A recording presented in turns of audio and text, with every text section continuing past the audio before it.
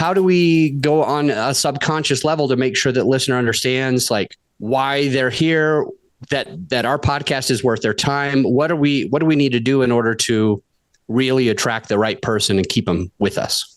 Yeah, I love this question because this is where our brain goes next, right? Like, what do we need to do to keep them? If I don't want to lose them, how do we keep them? And a perfect example of this is, let's say me teaching podcasting. A lot of what I focus on is the psychology. It's the hidden elements that make a podcast successful. But my potential listeners right now are walking around thinking to themselves, I need more downloads. How do I get more downloads? Or they're thinking to themselves, I want more clients from my podcast. I've gotten 0 clients. How do I get more clients? Or maybe it's someone who has toyed with the idea of launching a podcast. They've been thinking about it for like a year.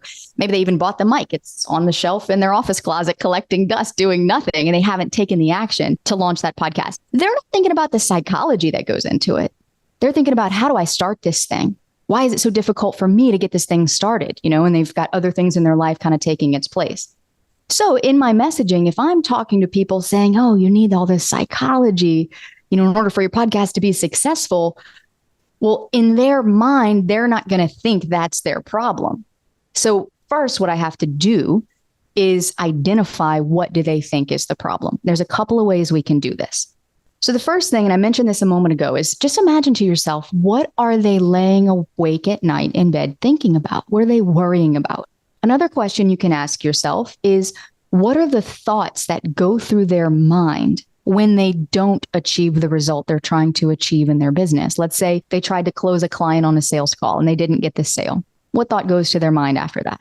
What are they making that mean about themselves? Those are 2 really important clues. One big mistake that I see a lot of people make is they think that problems are feelings. And so you see this all the time in podcasting. You see someone's podcast description might be, this is a podcast for overwhelmed business owners who are feeling frustrated that they're not getting results in their business. But yet, doesn't that sound like the 100 other podcasts that are also saying this is a podcast for overwhelmed business owners who are frustrated that they're not getting results?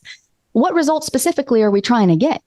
What's causing that feeling of frustration? What's causing that feeling of overwhelm? So this is a clue. When you can actually identify in your language as you speak, as you create content, as you write things, you write emails to your list, a lot of times we'll default to these feeling words. Hey, have you ever felt overwhelmed, in your day-to-day life? Well, look at that feeling word. Identify the feeling words. Overwhelm. Now, how would you describe that to me without using that word? What does overwhelm look like? Because overwhelm, Adam, for you might show up really differently than it might for me.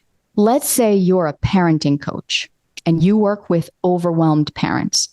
That overwhelm is going to look different for a parent of 2-year-olds, parent of a kindergartner, parent of a teenager, or the parent of adult children. They might all feel overwhelmed, but it's not specific enough. So if we can think about who our person is, and let's just say it is a parent of a toddler, and you're trying to get your toddler to listen, and that's the frustration. That's where the overwhelm is coming from.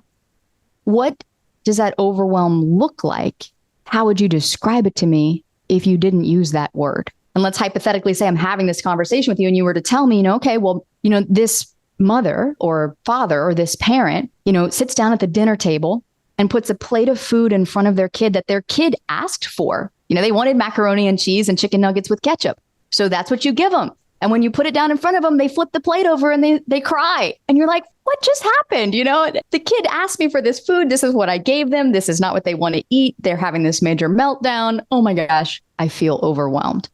So the point that I'm driving home here, Adam, is that feelings are not problems. Feelings are a result of problems that we experience. So as podcast hosts, we got to get really skilled at learning how to understand and look for the problems that our person is experiencing. When we identify those, we want to make that more specific.